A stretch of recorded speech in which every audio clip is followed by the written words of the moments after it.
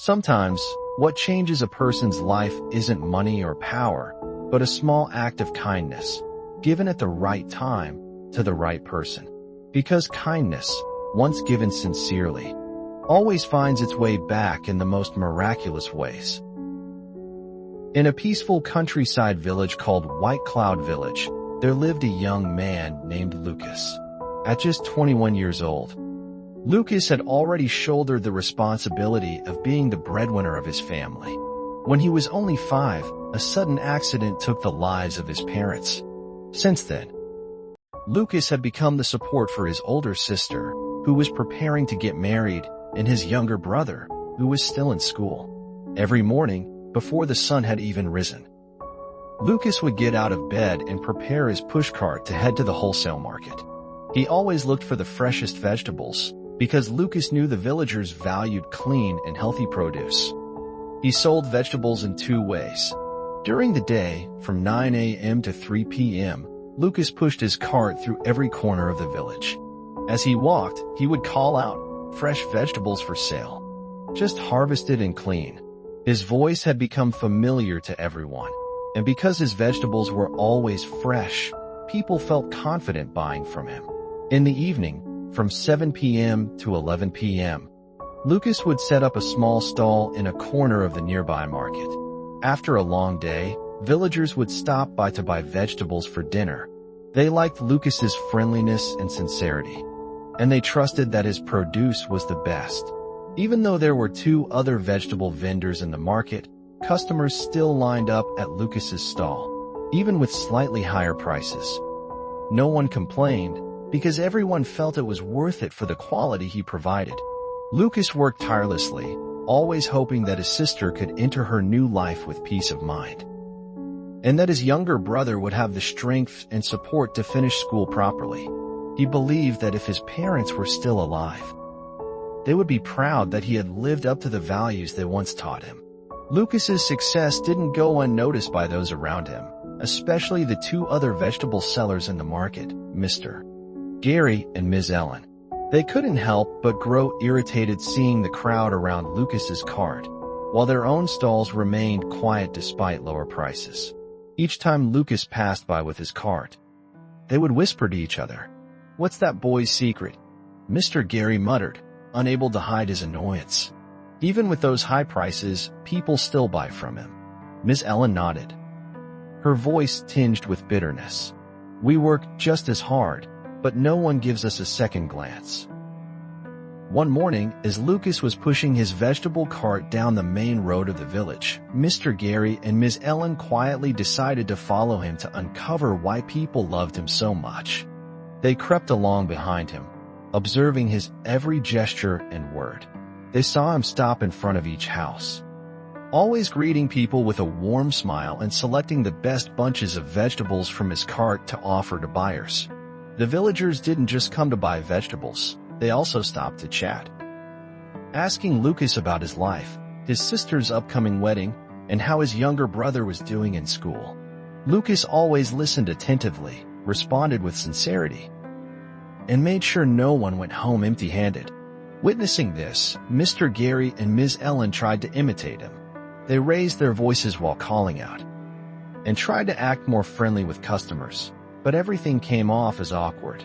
People still walked past their stalls and headed straight to Lucas's cart as usual. The feeling of being overlooked made the 2 increasingly frustrated. In their disappointment, they began whispering malicious thoughts to each other, thinking of ways to make Lucas lose the villagers' trust. They considered spreading false rumors, or coming up with schemes to scare him into quitting or even leaving the village altogether. What they wanted wasn't noble at all, just to push Lucas out of the way so they could win back customers for themselves. But they didn't realize that their jealousy was about to push everything beyond control, triggering a chain of events they never anticipated, ones that could change not only Lucas's life, but the entire White Cloud village. Meanwhile, Lucas continued pushing his cart through every small alley. Lately, he had started noticing an elderly woman with a frail figure, often standing silently at the alley entrance whenever he passed by. She would ask about the prices of some vegetables, but never bought anything. She lived in a simple hut at the edge of the village, and Lucas couldn't help but wonder about her life, alone and quiet amidst so many people. One late evening, as the small village market was winding down and Lucas was packing up his cart after a long day, he suddenly saw the familiar figure of the elderly woman slowly crossing the roadside. Without hesitation, Lucas gently called out, "Ma'am, please wait a moment." The old woman paused, slightly surprised. Lucas walked over, eyes filled with sincerity. "I see you every day, ma'am," he said softly. "You stop by, ask about the prices, but you've never bought anything. Is there something that's holding you back?" The elderly woman looked at him, her cloudy eyes glimmering with a sadness hard to describe. "You're a kind young man," she sighed. "Your vegetables are the best in the village, everyone knows that.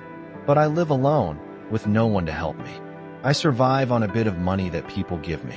Sometimes it's not even enough to eat, let alone buy vegetables." Hearing that, Lucas felt a deep ache in his heart.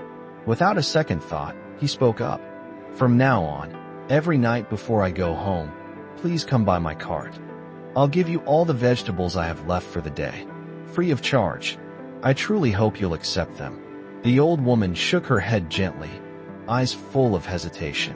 "That won't do, dear.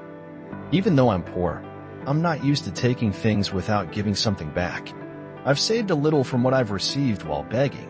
Please, take it." But Lucas smiled and shook his head. "Ma'am, vegetables that sit overnight won't be fresh anymore. I can't sell them the next day. If you don't take them, I'll have to throw them away, and that would be an even bigger waste." Still hesitant, the old woman finally gave in, moved by the young man's kindness. With trembling hands, she accepted the green bundle Lucas offered, her eyes welling up with tears from a rare act of compassion in this world. From that day on, every evening the elderly woman would make her way to Lucas's little vegetable cart, where he always greeted her with a warm smile and handed her a full bag of fresh vegetables. It wasn't just food, it was a gesture of compassion between two human beings. But not everyone looked at it with kind eyes. Across the street, Mr. Gary and Ms. Ellen, the increasingly resentful vegetable sellers, watched the scene with suspicion. The more they saw, the more tangled with jealousy their hearts became. They couldn't understand how such an act could make people admire Lucas even more.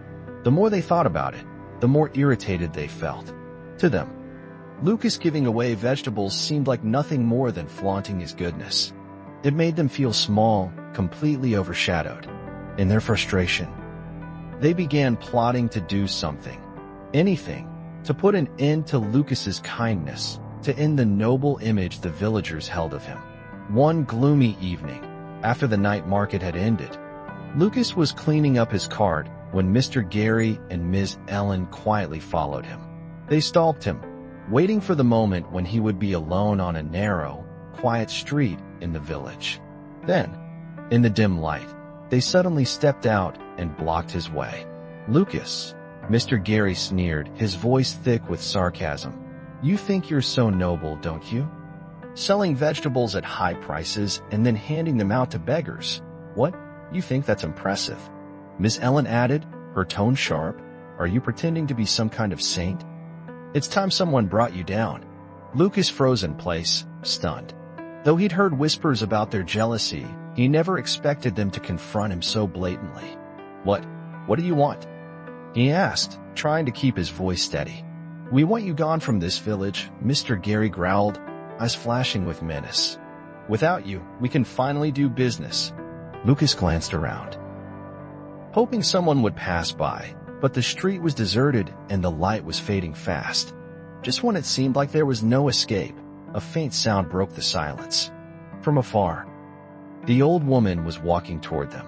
The moment she saw Lucas cornered, she immediately understood what was happening. Without hesitation, she shouted loudly, her voice echoing through the quiet night. "Someone help. Please help him. Anybody." The cry startled both Mr. Gary and Ms. Ellen. Caught in the act, they exchanged a panicked glance and turned to flee into the darkness, vanishing without a trace. Lucas stood frozen, still trembling from fear. The old woman rushed over, placing her frail hand on his arm, eyes filled with concern. "Are you all right, dear?" she asked gently. Lucas took a deep breath and nodded slowly. I'm okay. Thank you, ma'am. Really. Thank you. If you hadn't come." The old woman smiled softly, her voice full of emotion. "I couldn't turn away. You treated me like family. How could I ignore that?" Lucas said nothing more. He simply bent down and embraced her tightly with deep gratitude. "I don't know how to repay you," he whispered. But the old woman just shook her head gently and said quietly, "You've already given me more than you know. Don't forget that." On the way home with the old woman, Lucas walked in silence, deep in thought. After what had just happened, he knew one thing for sure. He couldn't let her keep living alone in that shabby old hut anymore. To Lucas, she was no longer a stranger. She had become part of his life, part of his family. When they arrived in front of the small house where Lucas lived with his sister and younger brother, he stopped and turned to her, his eyes filled with emotion. "Ma'am," he said softly, "I don't know how to thank you enough for what you did. You saved me from a terrible situation." The old woman smiled gently, her eyes kind. "I only did what needed to be done, Lucas. You've been so generous to me all this time. How could I turn away when you were in trouble?" Lucas nodded, his heart warmed by her words. He took a deep breath and continued, his voice honest. "To me, you're already family. I don't have a mother anymore, and my sister and brother could really use someone like you. Someone wise, calm, and full of love." The old woman's eyes lit up with surprise and emotion. "Oh, Lucas, you're truly too kind," she whispered. "But I don't want to be a burden on you all." "You're not a burden," Lucas replied quickly. "I mean it. Please stay here with us. Our house is big enough, and it would mean a lot to all of us." She hesitated. She had lived alone for so long, and the thought of belonging to a family again made her heart tremble. After a brief silence, she gave a gentle smile. "If you really feel that way, then I'll say yes." Lucas nodded joyfully. "Absolutely. You'll have your own room, and we'll take care of you like one of our own." And so, the old woman, whose name was Clara, officially moved in with Lucas and his siblings. When they entered the house, Lucas quickly introduced her to his sister, Emily, who was busy preparing dinner in the kitchen, and his younger brother, Daniel, who was focused on his homework. "This is Mrs. Clara," Lucas said proudly. "She'll be living with us from today." Mrs. Clara bowed slightly, a gentle smile on her lips. "Hello, my dears. I'm so happy to meet both of you." Emily and Daniel shyly returned her greeting, but in their eyes, there was already a spark of trust and warmth. They could feel the kindness in this woman, just as Lucas had described. That evening, as the whole family gathered around the dinner table, Lucas felt a deep sense of gratitude. Though something frightening had just happened, from it, something beautiful had blossomed. Clara's presence brought a new warmth and sense of connection to their little home. In the days that followed, Clara quickly became part of their lives. She became an irreplaceable member of the household. Emily, the eldest sister who had always shouldered too much responsibility, now had someone to share her burdens with. The two women often talked about the upcoming wedding, cooking, and life itself. Clara became a trusted confidant with whom Emily could share her deepest feelings. As for Daniel, the curious and cheerful little boy, he soon treated Clara like a real grandmother. He loved the old stories she told, and the small but profound lessons she passed on. For Lucas, Clara's presence was a priceless gift he never thought he'd have. He felt lighter, no longer carrying everything alone. Clara helped him manage the household, from the kitchen to caring for Daniel. Every evening, the family sat around the table, sharing their daily stories, and laughter echoed more often. The warm, peaceful atmosphere slowly became a cherished routine, something Lucas had longed for ever since losing his parents. Now, the small house was no longer just a place of duty and responsibility. It was filled with love. One gentle afternoon, as the soft light of the setting sun spilled across the small garden behind the house, The whole family sat together, Clara, Lucas, Emily, and Daniel. Birds chirped softly among the leaves, the scent of flowers drifted through the breeze, and the quiet air was filled with peace. Lucas turned to Clara, his voice warm and sincere. "I still don't know how to thank you enough, Mrs. Clara. You've brought so much to this house. Joy, wisdom, and the feeling of being truly loved." Clara looked at him with gentle eyes. "Oh, Lucas, if anyone should be grateful, it's me," she replied, her voice tender. "I never thought I'd get the chance to live in a real home again, to be heard, to be seen, to be part of something. You and your siblings are the greatest blessing I could have in the rest of my life." Lucas smiled, his heart swelling with happiness. He knew that Clara's presence wasn't just that of someone older. It was the presence of an understanding soul, a warm heart, a place to lean on. Clara understood the loss the three siblings had endured. She understood their worries, the pressure they carried, and the dreams they had yet to fulfill. She wasn't just a helper, she was family. That night, as everyone sat under the golden kitchen light, sharing a simple meal and everyday stories, Lucas quietly made a promise to himself. He would always protect this home. Always preserve the peace they now had, not out of obligation, but out of love. Because family, in the end, doesn't have to share the same blood, just the same heart.